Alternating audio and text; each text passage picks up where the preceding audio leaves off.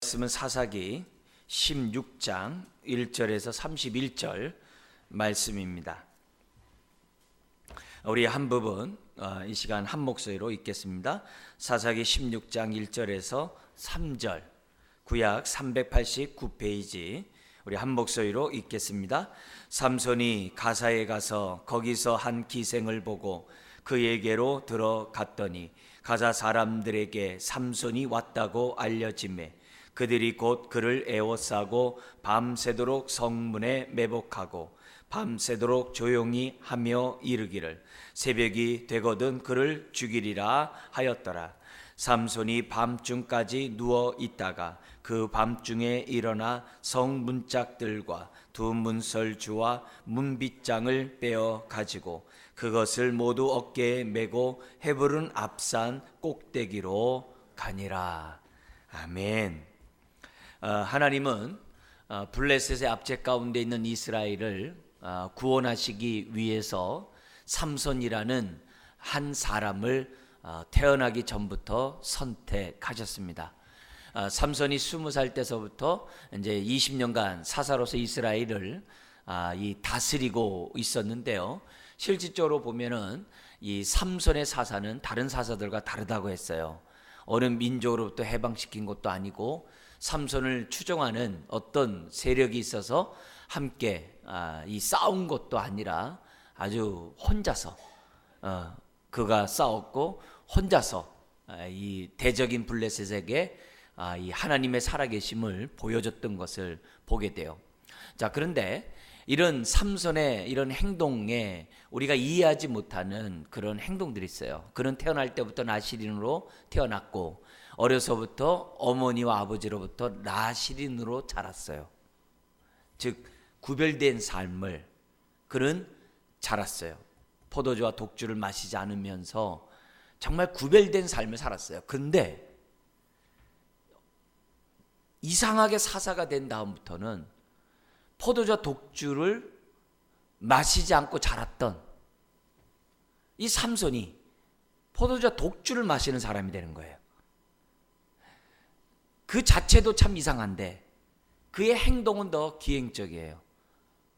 그가 행동하는 걸 보면은 다 육신의 안목 가운데 여성을 선택하고 또 나신으로서의 구별된 그런 삶을 전혀 살고 있지 않는 그런 모습을 이제 삼손에게서 보게 됩니다. 근데 14장에 있는 것처럼 사사기 14장에 있는 것처럼 하나님이 그런 사사를 통하여 블레셋을 치고자 하나님이 작정하셨다는 게 놀라운 거예요.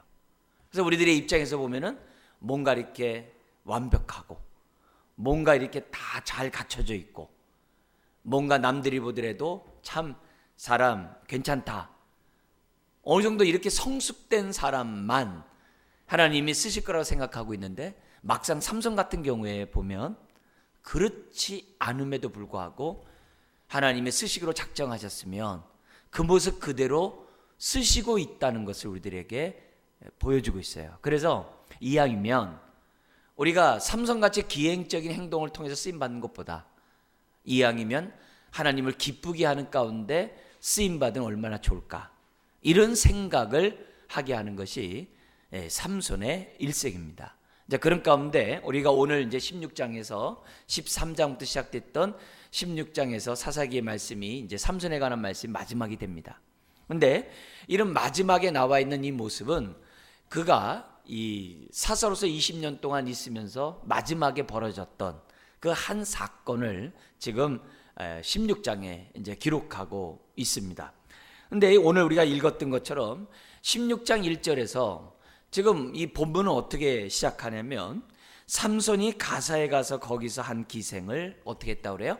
보고 그에게로 들어갔더니 이미 20년 전에 딥나 거기서도 어떻게 해야 돼요? 한 이방 여인을 보고 결혼하게 해달라고 부모에게 아주 떼를 썼던 그런 장면이 14장에 나오지 않습니까? 근데 여기서 보니까 다시 20년이 지난 20년이 다 됐다라고 어쨌든 20년 사살했으니까 거의 20년이 다 된 그 상황에서도 이런 표현을 쓰면 어떤지 모르지만 그 버릇 나만 주는 거예요. 그러니까 처음에 가졌던 그 안목의 정욕에 따라 자기가 행동한 그 행동을 20년 동안 버리지 못하고 똑같은 행동을 지금 딥나에 있어서나 지금 뭐냐면 16장에 가사에서도 동일하게 행동하고 있는 것을 보게 됩니다. 근데 지금 이 삼손이 있는 이런 장소가, 살고 있는 이 장소가 그 밑에가 딥나라는 그런 산에서 살았는데 그 골짜기 평지로 내려와요. 거의 어느 정도. 근데 그 딥나보다도 더 밑에 있는 데가 어디냐면은 가사예요. 헤브론의 서쪽이에요. 그러니까 사해바다로 얘기한다면 사해바다 북쪽 선에 살고 있던 삼손이 사해바다 제일 밑에 남쪽에 있는 그 선상에 있는 지중해 연안에 있는 가사에 가가지고 지금 뭐냐면 오늘 같은 행정을 하는 거예요. 그러니까 삼손의 행동이 굉장히 넓은 거예요. 근데 이렇게 넓을 수밖에 없었던 이유는 블레셋이 40년 동안 이스라엘을 통치하고 있었거든요. 이스라엘을 통치하고 있었기 때문에 이스라엘과 블레셋 사람들이 자유롭게 왕래할 수 있었다고 말씀을 드렸어요. 근데 블레셋의 이런 통치 방식이 다른 모압이나 암몬 같은 압제가 아니라 무슨 뭐 추수철 만들면 다 훔쳐가고 뺏어가는 그런 게 아니라 동화되게 하는 정책을 핀 거예요. 동화. 그래가지고 이스라엘 백성이 자신도 모르게 블레셋 문화에 동화시키게 되는 그런 전략을 갖다가 썼다라고 볼 수 있어요. 그래서 우리가 사단의 전술이 사자와 같이 핍박도 있지만 여우같이 유혹도 있다는 것을 항상 염두에 두셔야 된다 그랬어요. 그래서 신앙생활하면서 우리들이 핍박을 저항하는 건 누구나 할 수 있어요. 근데 내 머리가 휘어지는 것을 나도 모르는 사이에 휘어지는 것처럼 세속화되는 것은요, 우리가 정말 날마다 깨어있지 않으면 우리가 넘어가기 쉬운 정말 문제라는 것을 우리가 이 삼손의 사건을 통해서 우리들이 이제 배울 수가 있다는 겁니다. 근데 마지막에 삼손의 삶의 모습도 보면 16장 1절에 동일하게 안목의 정욕 가운데 누굴 봐요? 기생을 보고 그에게로 들어간 것으로 기록되어 있어요. 그러니까 저 높은 저기 먼 북쪽에서 저쪽 남서쪽으로 지금 내려가 있는 거예요. 그러면서 2절에 보니까 가사 사람들이 삼손이 왔다는 얘기를 들은 거 보면은 20년 동안 삼손이 행동한 그 일들에 대해서 블레셋 사람들이 잘 알고 있었어요. 사람들이 죽은 사건이라든지 여우를 잡아가지고서 여우 꼬리를 묶어가지고 거기다 횃불을 묻혀가지고 다 태워버렸다든지 이런 폐단을 블레셋 사람들 알아요. 심지어는 나귀 뼈다귀를 가지고 1000명을 쳐 죽인 사건까지도 지금 블레셋 사람 다 알고 있는 거예요. 근데 그 삼손이 가사 지역에 왔다고 하면은 얼마나 경계가 되겠어요. 그러니까 사람들이 얘기합니다. 삼손이 가사 지역에 왔어? 우리가 밤새 매복했다가 지금 새벽이 되면 그를 죽이자 이렇게 했는데 3절에 보니까 삼손이 한밤중에 이제 새벽이 오기 전에 일어나가지고 자기가 왔다 갔다는 것을 흔적을 남겨요. 어떻게 남기냐면은 성 문짝들과 두 문설주와 문 빗장을 빼어가지고 헤브론으로 간 거예요. 헤브론은 뭐냐면 자기 집이 아니라 동쪽으로 사해바다 쪽으로 동쪽으로 이렇게 있는 산 쪽에 있는 지역이에요. 헤브론은 굉장히 헤브론 산지라고 그러죠. 우리 잘 아는 것처럼 우리 여호수아 갈렙 했을 때 그 갈렙이 정복한 지역이 헤브론이에요. 그리고 헤브론은 가장 요충지였고, 근데 그 헤브론을 갖다가 이 누구에게 주냐면은 레위 지파 48개 성을 분할을 하는데 거기에 줍니다. 그리고 그 헤브론에 지금 오늘날에도 보면은 우리 아브라함의 그러한 처의 무덤이 거기 있고, 거기에 또 무슬림과 이게 유대인들이 지금 이스라엘 사람들이 한 벽을 놓고서 서로 양쪽에서 그 무덤을 갖다 이렇게 관리하고 있는 것이 지금 2018년 현재예요. 그래서 헤브론은 굉장히 여러 가지 의미 있는 그런 지역이에요. 그러니까 그쪽 앞으로 산꼭대로 갑니다. 그러니까 1절 3절에서 보면은 삼손을 죽이려고 했던 가사 사람들이 볼 때 너무나도 황당할 정도로 또 속수무책으로 당하고 있는 거예요. 아니 성문의 문을 갖다 떼어다 가지고 문설까지 떼어갈 정도니 그 가사 이 가사 사람들이 어떻게 감당했어요? 그 사람 앞에서 어떻게 감당해? 괜히 나섰다가 1000명이 턱뼈로 죽었는데 그들이 어떻게 할 수 있겠어요? 안 되는 거죠. 그러니까 정말 닥쳤던 개가 쳐다보듯이 쳐다보고 끝나는 그런 모습이에요. 자, 이런 가운데 안타깝게도 이 삼손의 이 기행적인 행동은 4절 이후에도 진행되는 것을 보게 됩니다. 그래서 4절에 보면은 이렇게 시작을 합니다. 사사기 16장 4절에 이후에 삼손이 소렉 골짜기에 들릴라 이름하는 여인을 사랑하매. 들릴라라는 여인을 사랑했다고 그래요. 지금 뭐냐면 또 다른 사건에 이제 저쪽에는 가사의 기생을 보고 들어가더니 여기 4절에서는 어떻게 되면 소렉 골짜기. 소렉 골짜기 뭐냐면 자기가 사는 동네, 우리 딥나 있었죠? 바로 밑에 딥나 밑에 있는 넓은 평지, 예루살렘에서부터 저 지중해 연안까지 넓게 펼쳐져 있는 골짜기예요. 농사짓기에 아주 적합한 아주 그런 지역이 바로 뭐냐면 소렉 골짜기입니다. 근데 삼손이 그 후에 소렉 골짜기에 딱 내려가니까 들릴라라고 하는 이방 여자가 있는 거예요. 근데 그 이방 여자를 보고 첫눈에 아마 반했던 것 같아요. 예. 이 참 기행적인 행동은 정말 어디 가나 흔적을 남겨요. 그래서 들릴라는 이름을 사랑하며, 예. 그 얘기가 블레셋 사람들에게 다 지금 퍼지게 된 거예요.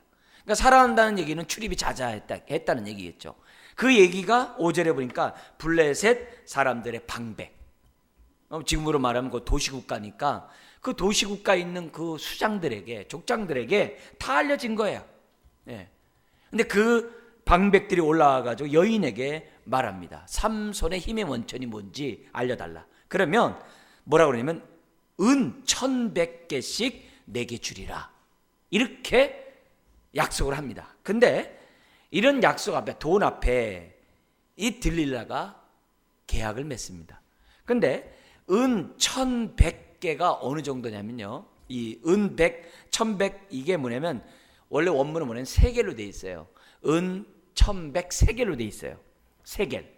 근데 이 세겔이라는 그 당시 그 돈의 양이 어느 정도였냐면은 한 세겔이 4일 노동자의 값이에요. 4일 동안에 일을 하면 한 세겔을 줬다고 그래요. 근데 1100세겔이라는 것은 어떻게 됩니까? 4401의 세겔이에요. 이 노동력이에요. 쉽게 얘기하면 뭐냐면 10년치의 노동력이에요. 그러면 들릴라의 입장에서 볼 때는 10년치 봉급을 딱 줘놓고 너가 그것을 찾으면 내가 이 돈을 너에게 주겠다. 삼손이고 뭐고 없는 거죠. 왜? 10년치 봉급을 주겠다는데 왜 마다할 사람이 어디 있겠어요? 그러니까 들릴라가 약속을 하고 6절에서부터 14절까지 3번에 걸쳐 삼손에게 유혹을 합니다. 당신 어떻게 하면은 그 힘이 나왔느냐? 나한테 좀 비밀로 하고 남들 비밀 나한테 좀 알려줘. 이런 식으로 이제 묻습니다. 그러니까 이 7절에 뭐라고 그러냐면 마르지 아니한 새 활줄 7으로 나를 결박하면 내가 약해져서 다른 사람과 같으리라. 근데 사실 새 활줄 7으로 결박하면요 사람 풀지 못한다고 그래요. 그러니까 삼손의 입장에서 볼 때 자기 힘이 어느 정도 되는지 아마 테스트해보고자 하는 그런 마음도 조금 있었던 것 같아요. 또 놀리려고 하는 것도 있겠지만은 사실 사람이 이 정도면 안 된대요. 그 다음에 두 번째 10절 11절에 보면은 만일 쓰지 아니한 새 밧줄로, 쓴 밧줄이 아니라 새 밧줄로 나를 결박하면 내가 힘이 없어집니다 했는데 하나의 실을 끊듯이 그냥 끊어져 버리죠. 그 다음에 15절 17절에 보면은 13절에 보면은 만일 나의 머리털 7가닥을 배틀의 날실에 섞어서 짜면 그렇게 됩니다. 또 이렇게 알려줘요. 근데도 그것도 소용이 없었죠. 소용이 없으니까 여성들의 주무기가 이제 드디어 나오죠. 뭐냐면 15절부터 17절이에요. 15절 17절 우리 같이 한번 읽겠습니다. 들릴라가 삼손에게 이르되 당신의 마음이 내게 있지 아니하면서 당신이 어찌 나를 사랑한다 하느냐. 당신이 이로써 3번이나 나를 희롱하고 당신의 큰 힘이 무엇으로 말미암아 생기는지를 내게 말하지 아니하였도다 하며 날마다 그 말로 그를 재촉하여 조르매 삼손의 마음이 번뇌하여 죽을 지경이라. 삼손이 진심을 드러내어 그에게 이르되 내 머리 위에는 삭도를 대지 아니하였나니 이는 내가 모태에서부터 하나님의 나시린이 되었음이라. 만일 내 머리가 밀리면 내 힘이 내게서 떠나고 나는 약해져서 다른 사람과 같으리라 하니라. 네, 참 집요하죠. 네, 집요하게 지금 뭐냐면 당신 나를 사랑하지 않기 때문에 지금 이런 거 아니냐. 근데 우리가 이런 말 있잖아요. 사랑하면 진다고.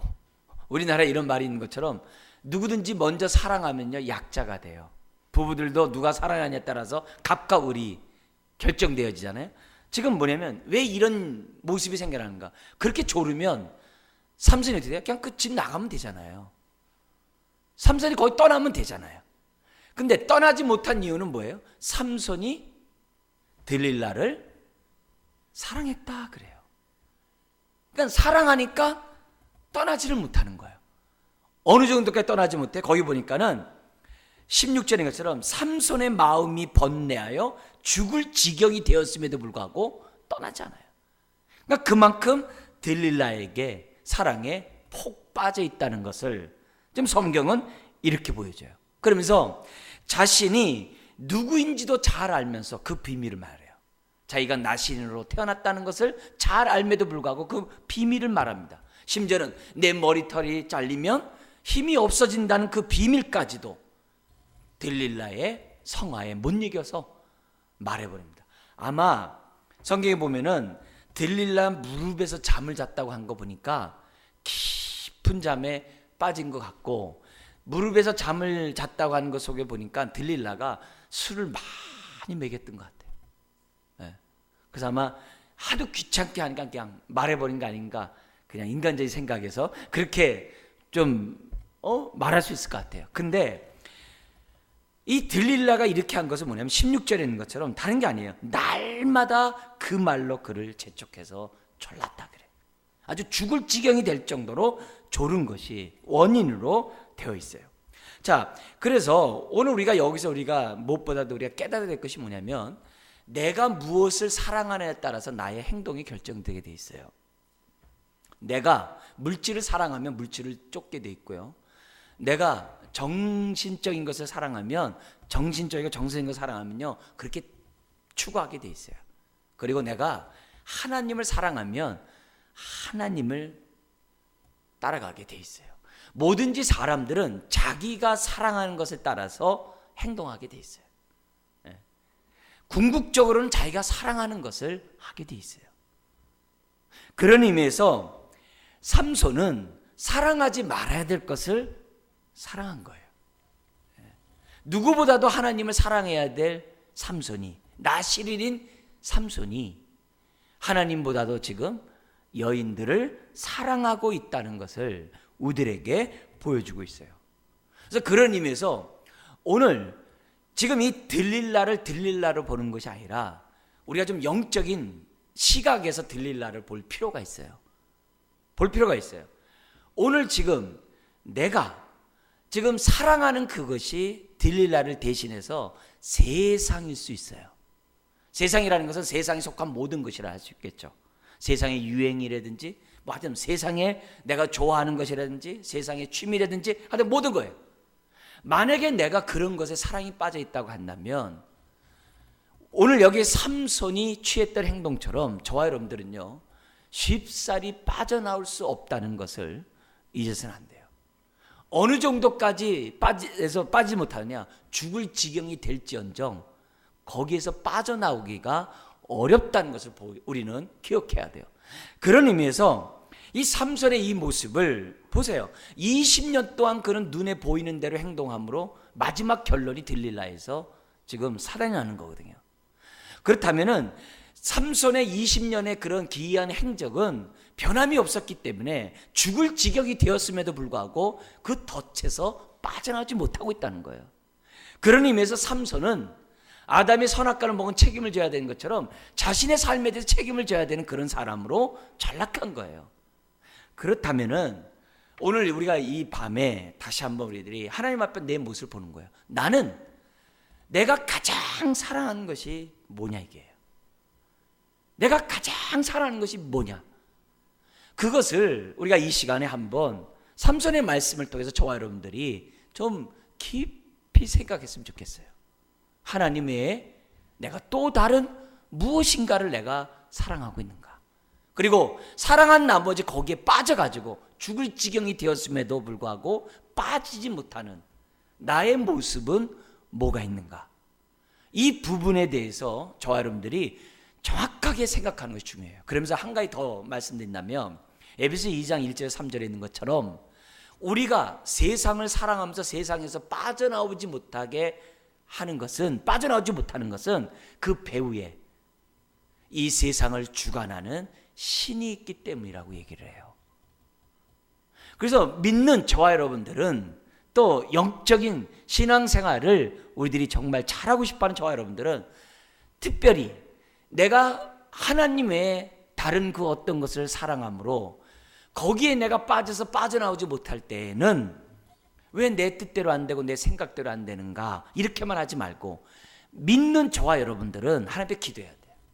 하나님, 교회에게 음부의 권세가 이기지 못하도록 하게 하는 권세를 주셨다고 하는데, 하나님, 교회에게 주신 하나님의 그 권세를 나와 우리가 사용할 수 있도록 성령의 능력을 부어주시고 그 권세 속에서 흉한 결박들을 끊을 수 있는 능력을 나와 우리에게 허락해달라고, 그런 기도를 저와 여러분들이 끊임없이 해줘야 돼요.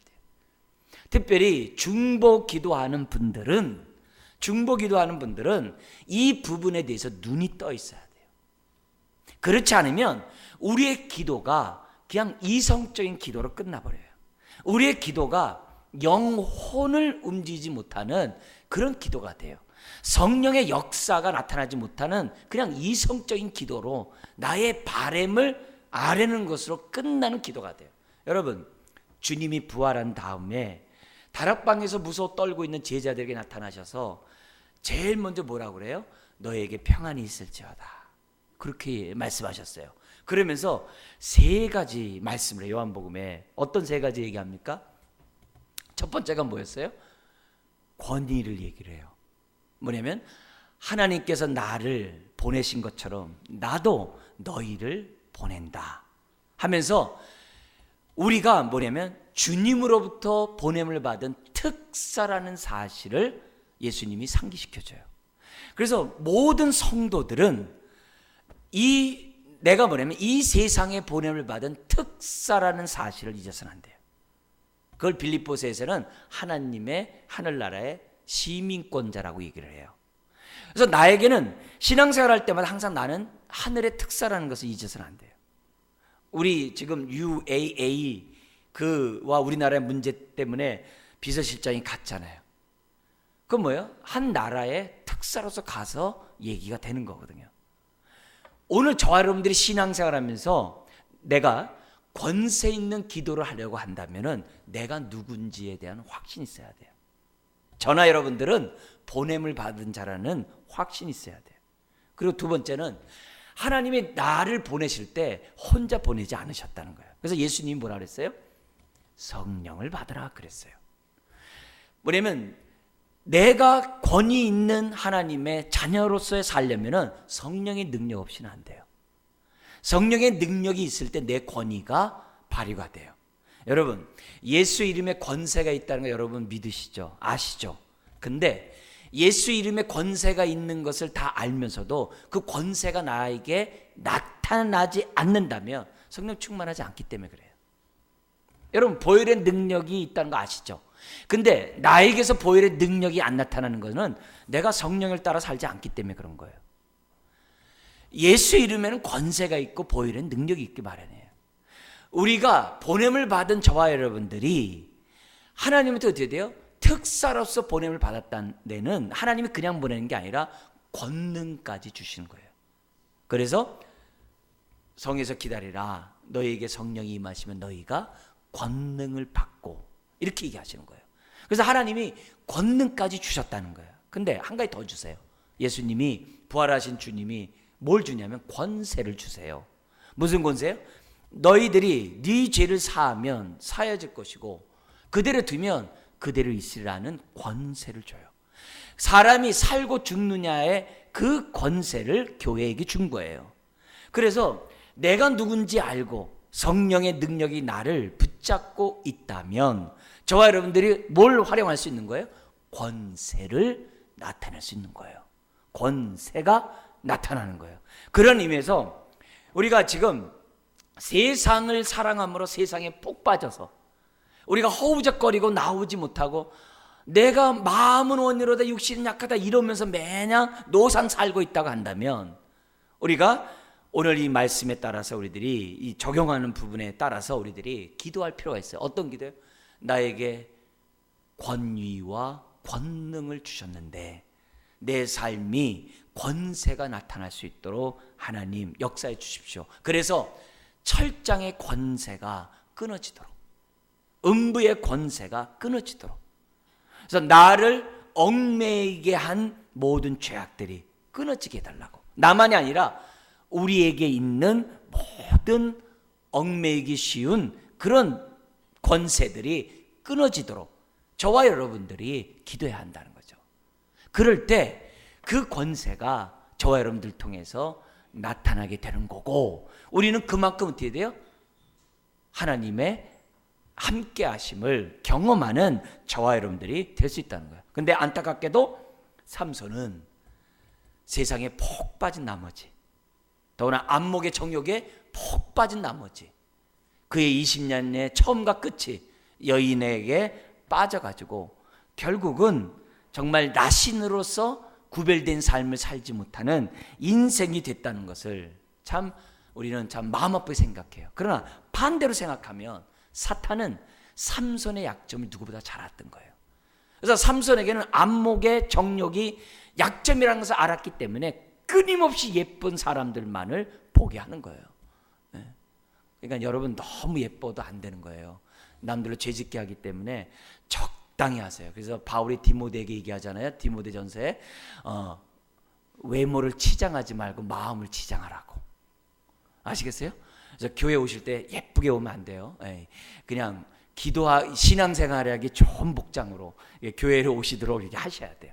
너무 이렇게 외모에 신경 쓰지 마시고 주여 하면서 눈물 흘려야 되고 콧물 흘려야 되는데 화장 다 지워지면 무섭잖아요. 그러니까 적당하게 하고 하나님 앞에 이렇게 부르짖고 이래야지 그게 좋은 거예요. 그래서 어쨌든 사탄은 삼손의 약점 너무 잘한 거예요. 너무 잘한 거예요. 그러면 이 얘기는 무슨 말이에요? 저와 여러분의 약점도 잘한다는 거예요. 아킬레스 건을 잘한다는 거예요. 그래서 그 부분에 저와 여러분들이 돼요. 빠지지 않도록 하는 게 기도만 하는 게 아니라 뭐라고요? 하나님 나를 자꾸 약점에 빠지게 하는 그 권세를, 그 사탄의 그 권세를 끊어 주시옵소서. 그래서 습관적으로 끊임없이 잘못된 회개만 끊임없이 하는 그 내용을 더 이상 내가 반복적으로 하지 않도록 도와달라고 하는 이런 기도를 지금 뭐예요? 이 들릴라의 사건을 통해서 우리는 배워야 돼요. 사탄은 집요해요. 굉장히 집요해요.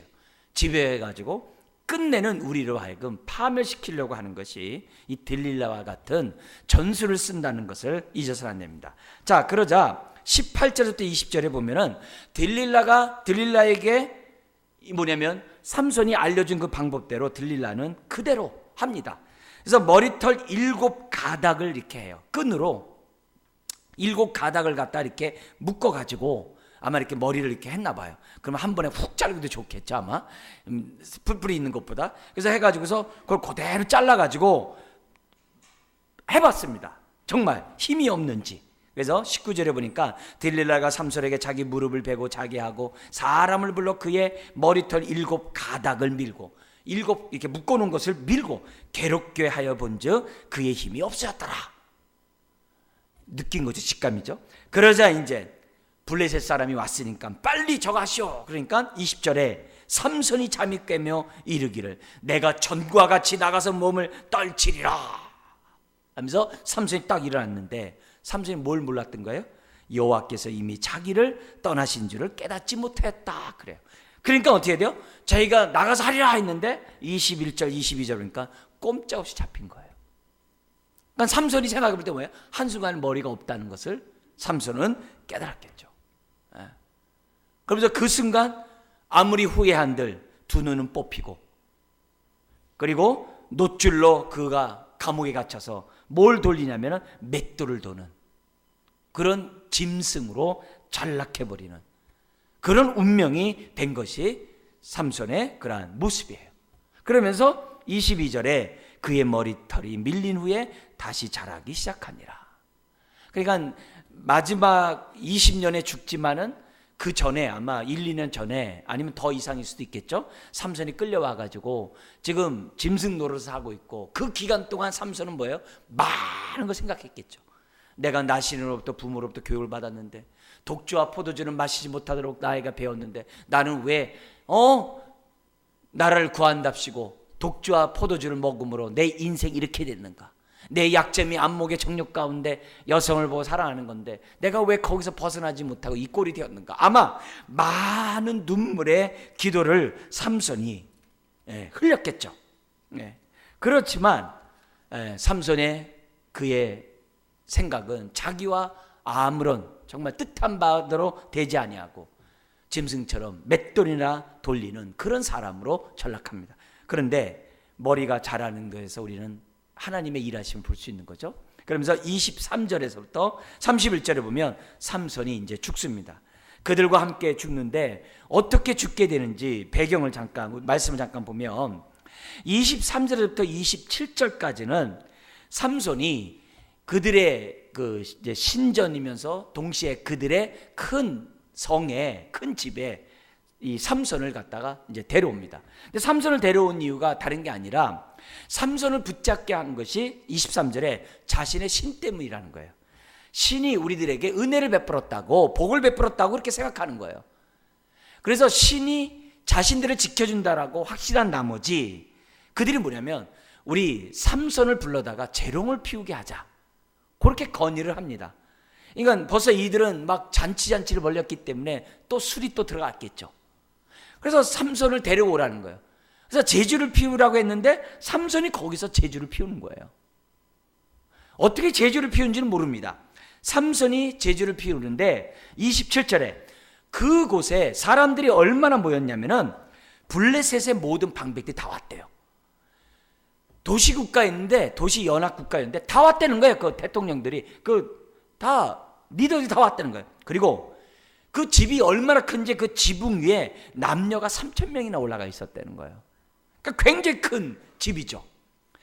그런데 삼손이 얘기를 합니다. 자기를 이끄는 소년에게 지금 기둥에다 나를 갖다가 좀 이렇게 의지할 수 있도록 해달라고 얘기를 합니다.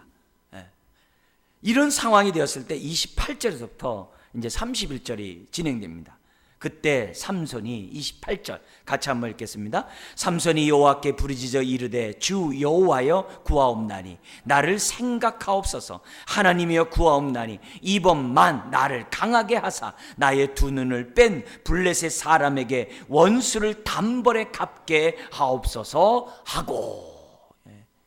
그러니까 이 삼손의 입장에서 볼 때는 자기 머리카락에서 힘이 있다라고 생각을 안 했던 것 같아요. 이때는 자신의 힘의 원천이 하나님께 있다는 것을 깨달았던 것 같아요. 그러니까 머리가 다 자랐음에도 불구하고 뭐예요? 이번만 나를 강하게 해달라고 하나님께 기도한 거죠. 힘의 원천이 하나님께 있다는 것을 삼손은 깨달은 거죠. 그러면서 두 기둥에 그는 양손을 대고 거기서 어떻게 돼요? 30절에 그들과 함께 죽기를 원하노라 하고 온 힘을 다해 그 기둥을 무너뜨린 거예요. 그러니까 그 위에 3,000명이나 올라가 있잖아요. 일반 집도 아니라 3,000명이 올라가 있으니까 조그마한 움직임만 있어도 어떻게 돼요? 집이 무너져 내려오는 거죠. 그래서 그 결과 30절에 그가 살아있을 때 죽였던 20년 동안 살아있을 때 죽였던 사람보다 더 많이 죽였더라 이렇게 돼 있어요. 이에 그의 형제가 31절 지금 뭐냐면 장사를 치렀던 이런 장면이 나옵니다. 자, 여기서 우린 다시 14장 3절의 4절의 말씀을 기억해야 돼요. 14장 4절의 말씀이 뭐였습니까? 하나님이 틈을 타서 블레셋을 치고자 계획하셨다는 그 말씀을 기억하셔야 돼요. 그러니까 삼손이 여기서 죽었지만 그는 어떻게 돼요? 그의 죽음을 통해서 하나님이 원하시는 그 뜻이 성취된 거예요. 성취된 거예요. 근데 그 뜻이 삼손의 자원함으로 자발적인 죽음을 통해 하나님의 뜻이 이루어진 것으로 지금 뭐냐면 성경에 기록되어 있어요. 그래서 삼손은 자기가 20년 동안에 받은 이 사명, 사사롯의 사명을 마지막에 완수하고 죽는 것이 바로 삼손이었던 것을 보게 됩니다. 자, 우리는 지금 13장부터 16장까지 삼손에 대한 얘기를 우리가 살펴봤어요. 여기서 우리가 좀 네 가지 내용을 약간 좀 정리하면서 삼손의 말씀을 통해서 우리들이 교훈을 듣기로 하는데요. 첫 번째는 뭐냐면 삼손이 우리가 아쉬운 부분이 많은 부분에서 말씀드리자면 삼손이 나신으로서 보다 철저하게 살아야만 했다는 거죠. 자신이 받은 사명에 철저한 삶을, 순종의 삶을 살았어야 하는데 그러지 못했다는 것을 우리에게 보여줘요. 여러분, 사명이 왜 중요하냐면 히브리 사람들은 사명과 죽음을 같은 단어를 써요. 동의어를 써요. 그 말은 무슨 말이에요? 사명 가운데 살아가는 사람은 남들이 볼 때 없는 자 같으나 있는 자요, 무명한 자 같으나 유명한 자요, 죽은 자 같으나 산 자예요. 근데 사명 없이 그냥 세상 것을 안목의 정욕 가운데 바라보면서 살아가는 사람들은 살아있다 하나, 아무리 대통령이 된들, 아무리 부자가 된들, 아무리 이름을 낸들 살아있다 하나 죽은 자요, 유명한 자 같으나 무명한 자요, 있는 자 같으나 없는 자라고 성경 얘기해요. 그래서 우리가 신앙생활하는 저와 여러분들은 뭘 잊으면 안 되냐면 나의 사명에 대해서 잊으면 안 돼요. 사명은 목사인 저 같은 사람만 있는 게 아니라 하나님이 구원하여 자녀로 삼으신 모든 심령들에게 하나님의 사명이 다 있어요. 그래서 우리를 왕 같은 제사장이라고 부르는 거예요. 사명 없는 성도는 한 사람도 없어요. 내가 모를 뿐이지. 그러면 사명을 모르면 우리는 어떻게 사는 거예요? 사명을 모르면 저와 여러분들은 세상을 향해 살아갈 수밖에 없어요. 그러나 사명이 있으면 우리가 세상을 끊고 하나님의 뜻대로 저와 여러분들이 살아갈 수 있다는 거예요. 그런데 삼손은 자신이 나실임에도 불구하고 그 사명을 충직스럽게 감당하지 않았다는 것을 우리들에게 보여주고 있어요. 그러니까 그의 삶이 기행적이고 안타까운 삶이었던 것을 우리들에게 보여줍니다. 그렇다면 우리가 이 밤에 기도하면서 하나님, 내가 만약에 사명을 모른다면 사명을 알게 해주십시오. 그리고 사명에 따라 살아가는 인생이 되도록 계획하고 준비하고 내 삶을 드리게 하여 주옵소서. 우리는 기도해야만 할 거예요. 만약에 그렇지 않으면, 사명에 충실하지 않으면 우리 예수님께서 1달란트, 2달란트, 5달러 비유를 통해 말씀하셨어요. 나도 모르는 사이에 1달란트처럼 내가 받은 이 은사를 소홀히 여김으로 사장시키는 그런 행동을 저와 여러분들이 얼마든지 할 수 있다는 사실을 잊어서는 안 돼요. 그래서 지금 2018년 우리 1월달 시작하는 이 새해에 한번 내 모습을 보는 거예요. 그동안의 나의 삶이 사명에 입각한 삶인가?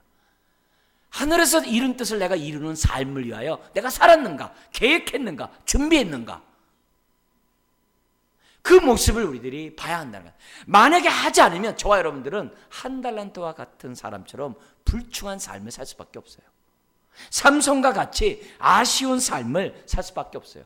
고린도 전서에 우리에게 6장에 뭐라고 그러냐면은 너희는 주님의 핏값으로 산 자니, 우리를 주님의 핏값으로 산 자래요. 그래서 우리 몸을 내 마음대로 살지 말고 주의 뜻대로 살라고 그래요. 그것이 오늘 우리들이 받은 사명이고 삶이에요.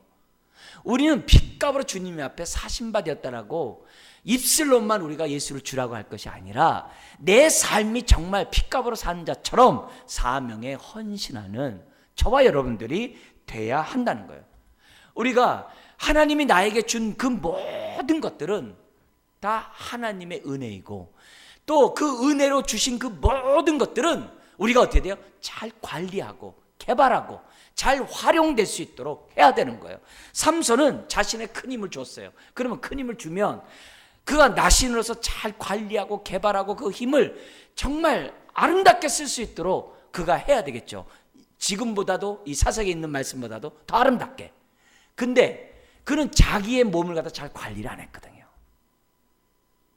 그러니까 그 몸이 제대로 쓰임받지 못했다는 거예요.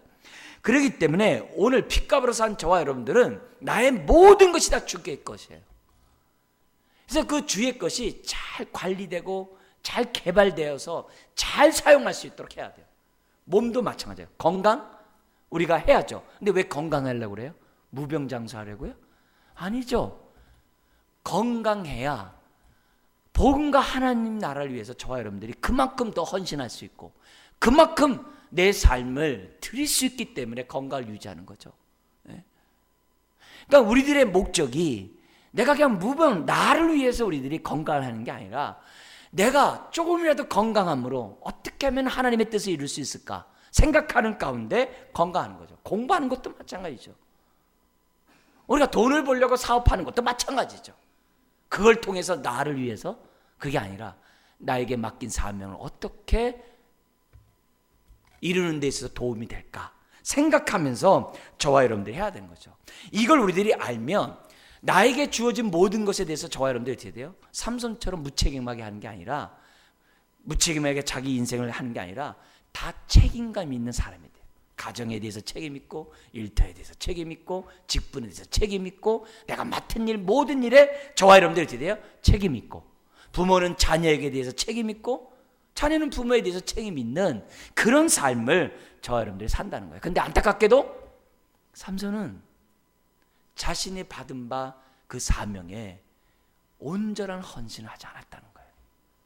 그래서 그 나머지 삶은 정말 허랑방탕한 안타까운 그런 삶으로 그 많은 부분이 깎여나갔다는 이 아쉬움이 있습니다. 두 번째 우리가 삼손을 통해서 우리가 알아야 될 것은 뭐냐면 삼손의 죄는요 항상 보는 것으로부터 왔어요. 보고 또 보고 또 보고 또 보고 그게 삼손의 죄예요. 그런데 삼손은 안목의 정욕을 갖다가 처음부터 죽이려고 하지 않았어요. 그냥 삼손은 안목의 정욕 가운데 살다가 죽었어요. 삼손이 조금이라도 이 안목의 정욕에 대해서 깨닫고 절제했다면 들릴라의 덫에 걸리지 않겠죠. 다른 방식으로 사사로서의 삶을 살아갈 수 있었겠죠. 살아갈 수 있겠죠. 사람을 많이 죽이는 거 우리가 볼 때는 대단하다 이렇게 볼 수 있어요. 그러나 많이 죽이는 것보다 더 중요한 게 뭐예요? 삼손이 이스라엘 백성을 영적으로 깨어나게 하고 이스라엘 백성을 하나님 앞에 서게 하는 것이 더 중요한 거예요. 더 중요한 거예요. 근데 삼손은 뭐예요? 그냥 자기 힘만 발휘하고 사람 죽이고 끝난 거예요. 이런 게 참 안타깝다는 거죠. 안타깝다는 거죠.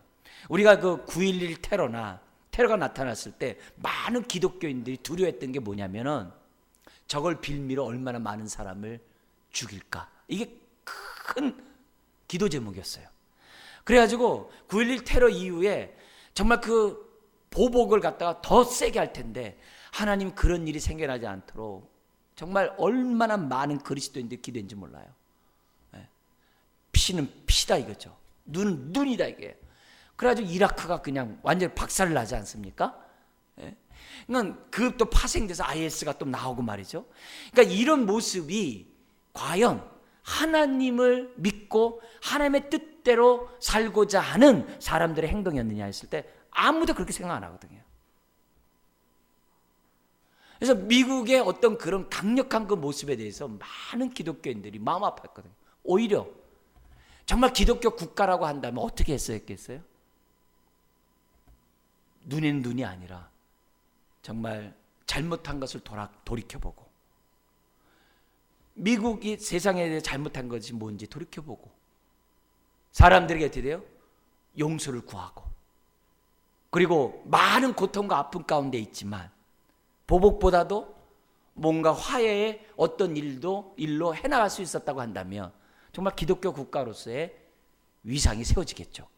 그러나 그렇지 않으므로 더욱더 어떻게 돼요? 무슬림 지역에 복음을 전하는 것은 더욱더 어렵게 됐고, 거기서 선교하고 있는 많은 선교사들은 위기를 정말 느끼면서 정말 거기서 숨죽이면서 사역을 하게 되는 그런 모습들이 되고, 오늘날 점점 거리는 더 어떻게 돼요?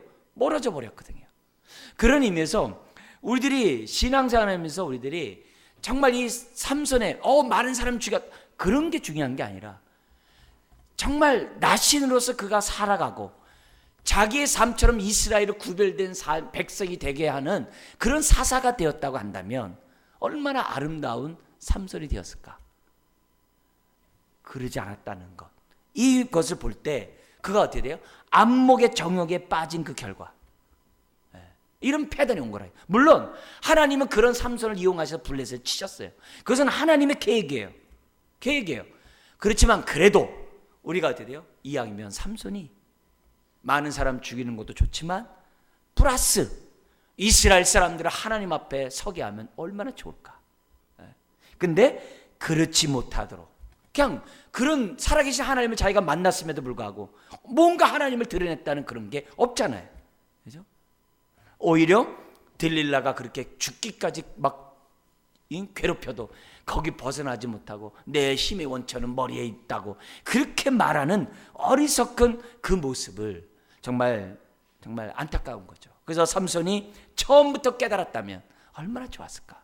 우리가 오늘 저와 여러분들이 수요일날 이처럼 하나님 앞에 나서 왜 말씀을 들어야 돼요? 말씀은 내 영적인 거울이거든요. 말씀을 보지 않으면 나의 생각과 내 마음과 내 행동을 알 수가 없어요. 뭐가 잘못됐는지 볼 수가 없어요. 뭘 잘라버려야 되는지 몰라요. 암덩어리는 잘라버릴 줄 알면서 내 안에 있는 영적인 죄에 대해서 잘라버리지 못하는 것이 우리라고 한다면 삼손과 다를 바가 없는 거죠. 그런 의미에서 저와 여러분들이 하나님의 말씀을 끊임없이 가까이 하고 말씀을 통하여 나의 영적인 거울로 내 모습을 보고 초기의 질병을 발견하고 잘라버릴 수 있다면 얼마나 좋을까. 그것이 삼손의 모습에서 배우는 거예요. 그러니까 삼손의 들릴라를 보고 사랑에 빠진 것은요, 그동안의 그의 행동의 결과예요. 우리는 나의 마지막 행동이 삼손과 같이 하면 안 돼요. 물론 많은 사람과 함께 죽은 그것을 우리가 본받아야 되겠죠. 그러나 죄악에 빠진 그 마지막의 모습은 본받으면 안 돼요. 우리의 끝물이 쓴물이 아니라 단물이 돼야 돼요. 우리의 끝물이 세속화된 것이 아니라 믿음의 삶이 되도록 저와 여러분들이 어떻게 돼요? 끊임없이 하나님의 말씀을 사랑하고 가까이 해야 돼요. 세 번째로 삼손을 통해서 우리가 배워야 될 것이 뭐냐면은 삼손의 삶이 세속적이었다는 것은 그의 영성이 깨어있지 못하다는 거예요. 그래서 영성은 도덕성이란 말이 있어요. 영적으로 깨어있는 자가 도덕적으로 의롭게 산다는 거예요. 그러나 영적으로 깨어있지 못한 사람은 도덕적일 수가 없다는 거예요. 예수님이 바리새인과 서기관들에게 서기관들을 빗대어서 제자들에게 뭐라고 말해요? 서기관과 바리새인보다 더 나은 의의 삶을 살지 않으면 지옥 간다고 그래요. 그 말은 바꿔서 뭐예요? 천국 가지 못한다는 말을 바꾼 거예요. 바리새인과 서기관보다 더 나은 의의 삶을 살지 못하면 천국 못 간대요. 그러니까 바리새인 서기관 천국 못 가는 건 당연한 거고 우리도 못 간대요. 이게 뭡니까? 지금 왜냐면 바리새인과 서기관들은 도덕적이지 못했거든요. 율법적이었지 도덕적이지 못했거든요.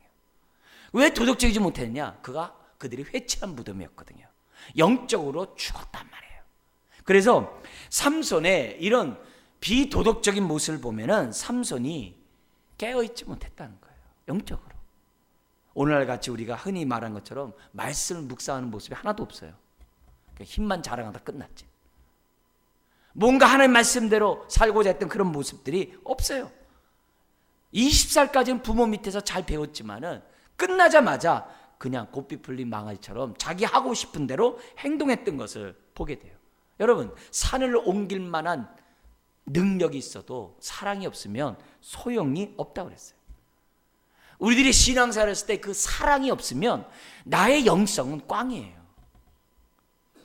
내가 아무리 능력이 있어도 사랑이 없으면 꽝이에요. 그 도덕성이 없으면 끝나는 거예요. 끝나는 거예요. 그래서 하나님이 우리들에게 요구하고 있는 것은 그 사랑으로 말미암는 깨어있는 영성, 그것을 하나님이 우리들에게 요구하고 있는 거예요. 그래서 우리들의 삶이 얼마나 산을 옮길 만한 능력, 그것보다 중요한 것은 사랑이 있는 얘기예요. 그것이 없으면 아무런 의미가 없는데, 사랑은 누구에게 있는 거예요? 영적으로 깨어있는 자에게 있다는 것을 우리들에게 지금 보여주는 거예요. 그래서 삼손의 이런 세속함은 그 안에 영성이 죽어 있다는 거죠. 잠잔다는 거죠. 마지막 네 번째 우리 하나 보고 마치겠는데요. 삼손의 힘은 머리카락이 아니라 하나님이 함께 하심이에요. 지금 삼손은 자기가 뭐예요? 블레셋이 왔어요. 그러니까 뭐예요? 내가 전과 같이 내가 그들을 갖다가 떨치라 했는데, 삼손이 뭐라 그래요? 20절에 여호와가 이미 자기를 떠나신 줄을 알지 깨닫지 못하였더라 그래요. 삼손은 깨닫지 못했다 그랬어요. 근데 마지막에 가서야 그가 깨닫죠. 모든 힘의 원천이 자기 머리털에 있는 것이 아니라 하나님께 있다면서 깨닫죠. 사실 삼손은요, 자기 머리를 한 번도 안 밀어봤기 때문에 호기심이 생긴지도 몰라요. 왜요? 많은 세 가지 그것을 가지고도 자기가 다 끊어버렸잖아요. 에이, 설마 머리털 민다고 내 힘이 없어지겠어? 내가 이렇게 기골이 장대한데 아마 그렇게 착각에 빠졌는지도 몰라요. 우리도 그러잖아요. 내가 막 하다 보면 내가 잘난 것처럼 생각할 때가 있잖아요. 모든 게 하나님의 은혜인데, 하나님의 축복인데, 하나님의 인도함인데 자기가 잘나가지고 지금까지 온 줄 생각하는 것들이 있잖아요. 아마 삼손도 정말 머리털이 민다고 내 힘이 없어져? 그렇게 착각했는지도 몰라요. 교만이죠. 교만이죠. 그러나 마지막에 말하잖아요. 이번만 나를 강하게 하사. 비로소 깨닫는 거죠. 모든 힘의 원천이 하나님께 있다는 것을 깨닫는 거죠. 오늘 마찬가지예요. 저와 여러분들이 삼손같이 교만에 빠지지 않으려면 나에게 주어진 그 모든 것, 나의 이력, 나의 가정, 하여튼 나의 모든 것 다 뭐예요? 주의 은혜인 줄 고백하시기를 주의 이름 축원합니다. 그래야 우리가 어떻게 돼요? 빼앗기지 않아요. 망가지지 않아요. 그러면서 우리가 경계해야 될 게 이거예요. 여러분, 성경에 보면은 금그릇, 은그릇, 질그릇이 있는데 하나님이 쓰시는 그릇은 어떤 그릇이라고 그래요? 깨끗한 그릇 쓰신다 그랬어요. 금그릇이라고 쓰는 게 아니에요. 질그릇이라서 안 쓰는 게 아니에요. 깨끗하면 쓰시는 거예요. 근데 문제는 뭐예요? 자기는 더러우면서 자기는 쓰임을 받고 있다라고 생각하는 거예요. 자기는 지금 뭐예요? 스스로 하나님이 나를 쓰지 않는데, 더러워서 쓰지 않는데 내가 지금 어떻게 돼요? 쓰임 받고 있다라고 착각하는 거예요. 목사인 제가 나 지금 하나님 앞에 목사로서 쓰임 받고 있다고 착각하는 거예요. 내 경험과 내 능력으로 하고 있으면서 하나님이 쓰고 있다라고 착각한다는 거예요. 그건 누가 잘하는 거예요? 우리 자신이 잘하는 거예요. 자신이 잘하는 거예요. 그런 의미에서 삼손은 하나님이 떠났음에도 불구하고 떠난 걸 자기가 몰랐다고 그랬다고. 그래서 나가서 내가 블레셋을 떨치겠다고 그러는 거예요. 여러분, 우리가 그렇게 되면 안 돼요. 하나님이 쓰시는 것은요, 금그릇, 은그릇 중요한 게 아니에요. 그가 뭐 학벌이 어떻네, 소유가 어떻네, 뭐 그가 어떻네, 그런 게 중요한 게 아니에요. 깨끗하냐, 깨끗하지 않느냐가 중요한 거예요. 그런 의미에서 우리가 삼손처럼 하나님이 떠난데도 불구하고 모르는 이런 우매한 자가 되는 것이 아니라 하나님이 나와 함께함을 깨닫고 하나님 앞에 쓰임받는 저와 여러분들이 되도록 이 밤에 부르짖고 또 그런 삶을 사는 저와 여러분 되기를 주의 이름 축원합니다. 기도하겠습니다. 하나님 아버지, 이 밤에 주